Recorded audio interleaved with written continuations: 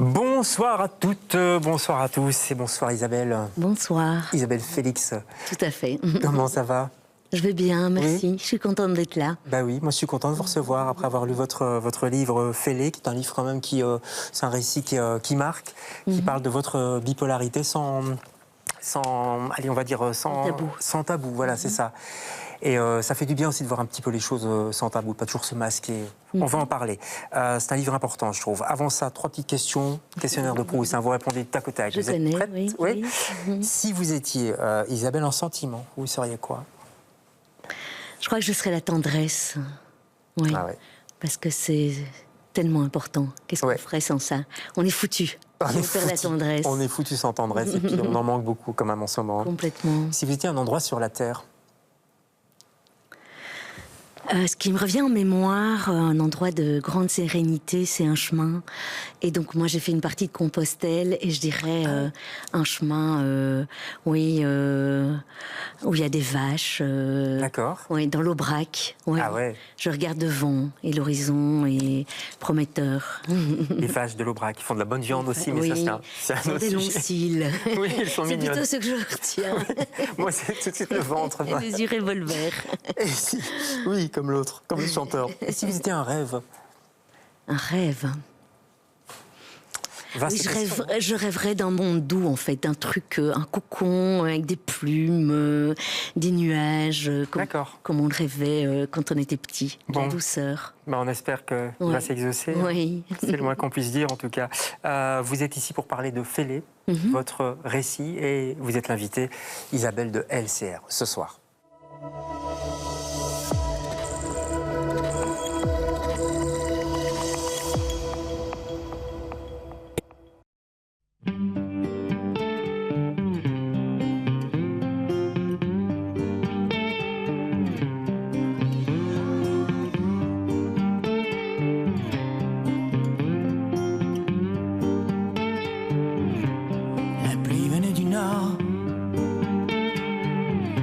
Passé sous ma porte, je comptais vivre fort et que le diable m'emporte. J'allais à la fenêtre, enroulé dans un drap, je secouais la tête et j'en écartais les bras. J'avais des hauts, j'avais des bas, j'avais plus ou moins chaud, toute la vie devant moi. J'avais des hauts, j'avais des bas, je crois que j'en voulais trop. J'ai même eu ce que je ne voulais pas, ce que je ne voulais pas.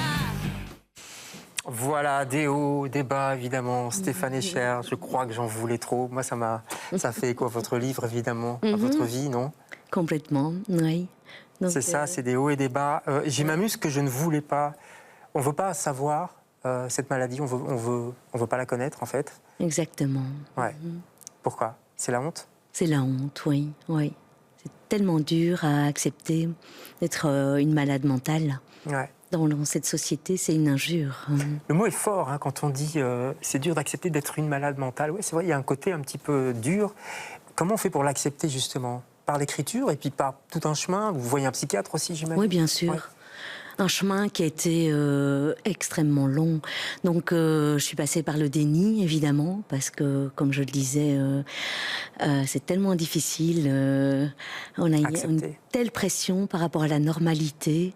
Et donc, cette pression quoi, Isabelle? Pression de la famille, des amis, des proches de tout ce monde. La société, de tout le monde. Et de soi-même.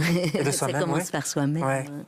Pour pouvoir se regarder après dans le miroir et faire son examen de conscience. Et mon problème, c'est moi qui n'ai pas voulu accepter ma fragilité.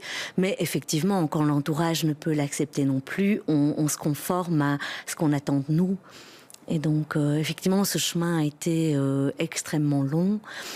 Et avant de trouver le psychiatre avec lequel j'ai pu mettre en place une relation une alliance en fait de confiance, une alliance thérapeutique. Et avancer avec lui. Avancer avec lui et avec d'autres professionnels en parallèle qui malheureusement ne se parlent pas. Donc il y a évidemment les cloisons, la prise en charge est en sillon. Il y a un problème dans la prise en charge en Belgique, on va en parler. On parle évidemment de la bipolarité. Il y a eu un déclic, un début. On est en décembre 2009. Vous travaillez dans une entreprise, on ne va pas la citer bien sûr, et on vous accuse d'avoir une relation avec un collègue. C'est de la diffamation en fait. Et à partir de là, vous allez dégringoler, c'est ça? Ça part en cacahuète, en fait. Ouais. C'est vrai je ne sais toujours pas pourquoi. Ça a dû sans doute aller toucher une sensibilité chez moi. Ouais. Et il y avait un terrain fertile, comme on dit Sans doute. Oui, oui. Voilà, je vais pas m'étendre, mais... et donc, je surréagis par rapport à cette info qui circule dans l'entreprise. Donc, vous êtes convoqué à la direction, etc. Oui, c'est ça. Et donc, il y a une prise en charge par la personne de confiance. Mais il se fait que je ne dors pas pendant 5 jours. Et petit à petit, je commence à parler de plus en plus. Donc, ce qu'on appelle la logorée. Donc, j'ai mon GSM en main et j'interromps chaque conversation téléphonique parce que je dois en entamer d'autres. Et donc, j'ai un message à faire passer qui devient de plus en plus important. Et la parano commence à se mettre en route. Je vois des signes partout. Ouais. Donc là, on était clairement dans les signes annonciateurs d'une crise maniaque. J'avais aucune idée de ce que c'était. Et bon, tout ça se termine dans un centre psychiatrique enfermé avec une contention et de la violence institutionnelle. Ouais, ça on va en parler aussi. Quand est-ce que vous vous dites je dois aller en hôpital psychiatrique, ça va trop loin? Je ne me le dis pas, c'est mes proches qui malheureusement doivent prendre la décision. Donc il y a un généraliste qui vient, qui essaye de me faire une piqûre. Je veux pas montrer mes fesses, mais c'est vrai qu'une piqûre c'est quelque chose qui est quand même assez violent parce que j'étais tellement dans un tel confort et je devais continuer à sauver le monde. Donc je refuse cette piqûre et à un moment donné, pas d'autre solution que l'ambulance et la sédation. Parce que, donc, pour qu'on comprenne bien, vous ne l'admettiez pas et vous vouliez sauver le monde. On se sent super fort, en fait, c'est ça la bipolarité. Et puis on a des hauts et des bas, comme dit la chanson. Exactement, comme Stéphane Escher. Donc moi j'étais la reine d'Angleterre et donc c'est un peu comme j'imagine, j'ai jamais fait, mais c'est comme si j'avais été sous coke et j'ai une mission qui est presque divine. Et donc c'est difficile d'accepter le sommeil. Même si on sait qu'on a besoin de sommeil, on doit aller au bout de cette mission. Tout s'accélère et on voit des signes dans tout. Et évidemment, inexorablement, tout ça se termine par un mur qu'on se prend et là on tombe dans le trou. Et là, c'est très compliqué parce qu'évidemment, il y a la honte, il y a toutes les questions. Et donc, pour ma part, je me suis retrouvée aussi à un moment donné nue dans la rue. Donc, on me dit souvent que je me mets à nu dans le livre, mais je l'étais déjà de toute façon au propre dans la rue. Donc après, quand on se réveille et qu'on se dit que les voisins vous ont vu, c'est un peu compliqué parfois de rentrer chez soi. Oui, parce que vous croyez super puissante et puis effectivement après il y a on est complètement désinhibé, donc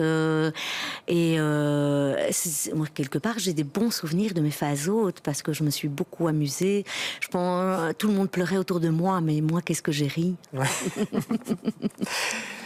Ça touche quoi, 2% plus ou moins de la population en Belgique, je pense, à peu près. Enfin, on va pas.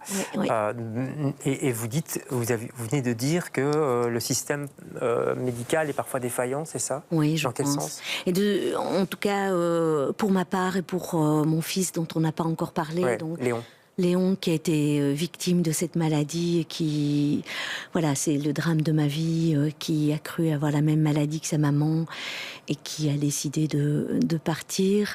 Donc mon Léon a appelé à l'aide et n'a pas reçu l'aide auquel toute personne en détresse pourrait être en droit d'avoir.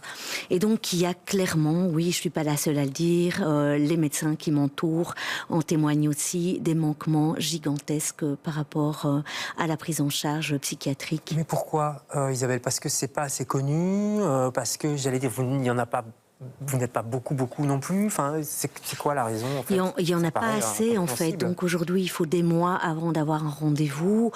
Et il y a un diagnostic déjà. Et le diagnostic. Donc au niveau de la bipolarité, le diagnostic met des années avant de tomber.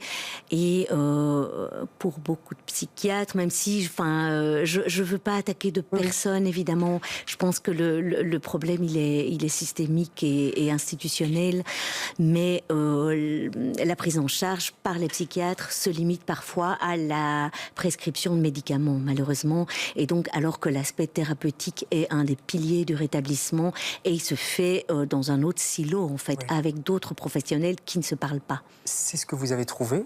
Parce que ça va mieux, il faut le dire aussi. Oui, Depuis 2 ans, quoi? Oui, 2-3 ans, je suis stabilisée. Oui. Quand vous dites stabiliser, ça veut dire globalement ça va?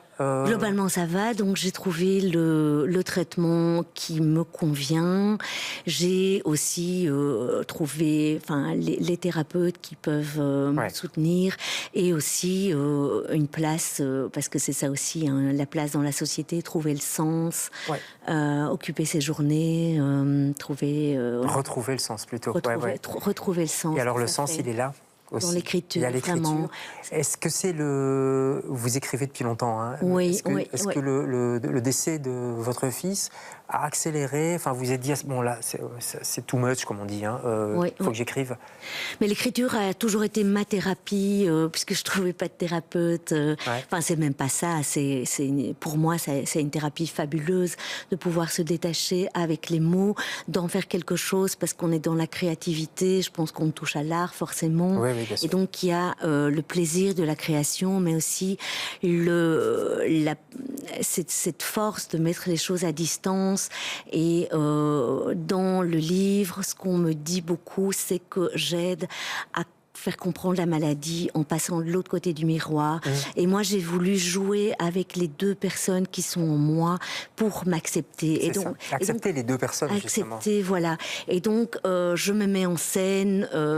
Il paraît que, ce qu'on me raconte, c'est que on arrive à être dans ma peau. Complètement. Donc, je ris de moi. Oui, c'est drôle. Il y a des moments drôles, hein. On peut le dire ça quand même. Oui. Mais je le dis, moi, je me suis bien marrée dans ma phase haute.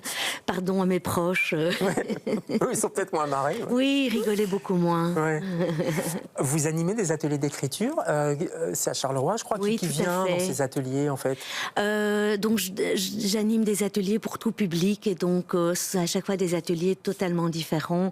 Mais donc, l'écriture sur mon chemin a été le cadeau, un peu l'outil magique, parce qu'effectivement, donc je le disais, ça m'a permis de comprendre ce par quoi je passais, de communiquer aussi, parce que dans mon chemin de deuil, l'écriture, dans notre chemin de deuil, l'écriture via des réseaux sociaux, en fait, a été notre point de rassemblement, aussi bien pour les cérémonies que via, donc je le disais, des groupes sur les réseaux. Et puis, il m'a permis aussi de retrouver un sens à mes journées en animant, en partageant. Et là, je fais pour des publics totalement différents. Mais c'était pas trop dur d'écrire, de revenir là-dessus, entre guillemets, de ressasser? Ça n'a pas été comme une montagne? Vous avez la page blanche et vous dites, ça y est, je dois retourner. Évidemment. Donc, mon écriture a suivi mes rythmes. Et donc, la page blanche, c'était quand j'étais dans le fond du trou. Et alors, le stylo qui court tout seul quand j'allais bien. Et donc, heureusement, mon éditrice, Fidéline Dujeu, qui est une amie... Elle est très patiente. Qui a été très patiente, et elle a compris que cette écriture était thérapeutique, et donc elle m'a accompagnée tout au long de ce chemin. Et on a compris toutes les deux que l'objectif, c'était pas l'aboutissement de ce livre, que c'était aussi le chemin d'écriture, même si aujourd'hui le fait d'aboutir à une édition est assez salvateur. Ça aide à aller mieux quand même. Il est là, ce livre. Hein. Il est dans les librairies, il est là, il existe. C'est une satisfaction, vraiment. Et alors surtout l'accueil, en fait. Il y a une compassion. Hier, on me disait qu'en fait, j'étais dans de la paire-aidance sans le savoir. Et donc, ce livre pouvait aider les proches. C'est sûr. Oui. les proches et même tout un chacun. Parce et les patients, et oui, tout un et chacun. même les gens qui pour sont, la entre guillemets, moins directement concernés, parce que c'est quelque chose qui est là, qu'il ne faut pas ignorer. Et puis, voir aussi la maladie mentale en face, c'est pas donné à tout le monde. Et puis, ça, voilà, on se dit, bah oui, donc c'est possible, quoi. Oui, c'est ça. Et donc, l'histoire a commencé, on a fait un préfinancement pour le livre. Ouais. Et j'ai fait une sortie un peu à la Nicolas Demorand, une sortie sur les réseaux en disant « Je suis une malade mentale ». Et on a eu 500 précommandes et il y a eu déjà un accueil qui était tellement bienveillant, il y avait tellement de compassion. C'est vrai qu'on pense à Nicolas Demorand et à son très beau livre que je vous conseille aussi. Vous l'avez lu, j'imagine, vous. Bien entendu. Et au courage qu'il a fallu aussi pour sortir tout ça. Par l'écriture, toujours. Juste un dernier mot, fêlé. Moi, je trouve ça très beau. Parce qu'on comprend, c'est à double sens en fait. Et il y a cette fameuse phrase dont je me souviens, c'est heureux les fêlés. Il laisse passer la lumière. Il laisse passer la lumière parce qu'il laisse passer la lumière. Il y a de ça, non, j'ai l'impression. Complètement, oui. Le titre s'est imposé. Et je pense qu'on me dit aussi, c'est ce que je voulais faire passer dans le livre, la lumière. La lumière, et quand on parle de chemin, pour moi, la lumière, elle est là sur parce qu'il faut le dire, pour que les gens n'aient pas peur, c'est pas tout noir, hein, c'est un chemin. Et avec la lumière au bout, puis vous êtes là, vous êtes la preuve que ça va, quoi. Mais donc, le problème, c'est qu'on spoil, donc je ne meurs pas à la fin. Non. Bon, d'habitude, j'essaye de ne pas spoiler, mais bon, là, c'est une évidence. Vous aimez l'écriture, vous aimez la photographie aussi. Oui, d'ailleurs, si vous avez fait, la pochette, c'est un autoportrait. Très joli, je trouve, enfin, la pochette à couverture. Votre coup de cœur, c'est une expo qui se tient en ce moment à Liège, sur Douaneau, c'est ça? Oui, sur Douaneau, tout à fait. En fait, surtout les photos de l'enfance, parce que, voilà, il y a toute cette liberté. Et chez Douaneau, il y a cette... Enfin, j'y reviens, mais la tendresse, l'ironie, le jeu et le fait de transcender parfois. C'est pas le contexte est compliqué chez Douaneau. Enfin, le contexte socio-économique, historique de l'époque, et il y a tellement de légèreté et ça m'a beaucoup touchée. Ouais. Et l'expo explique bien tout ça. Ça s'appelle Instant Donné, c'est à la Beauvry, à Liège, pas très loin de Charleroi, pas très loin de chez vous. Tout à fait, là où je donne mes ateliers. Voilà. Merci beaucoup d'être passé chez nous. C'est moi, merci beaucoup. Et on vous souhaite le meilleur, vraiment, très sincèrement. Merci. Le livre s'appelle Fêlé, c'est aux éditions Les Ateliers de l'Escargot. C'est une petite maison d'édition à Charleroi. À Charleroi, près de Charleroi. Qu'il faut encourager. On peut le trouver dans les meilleures librairies de Bruxelles, en tout cas. Merci beaucoup. Merci. On se retrouve demain, nous, avec d'autres invités. Bonsoir.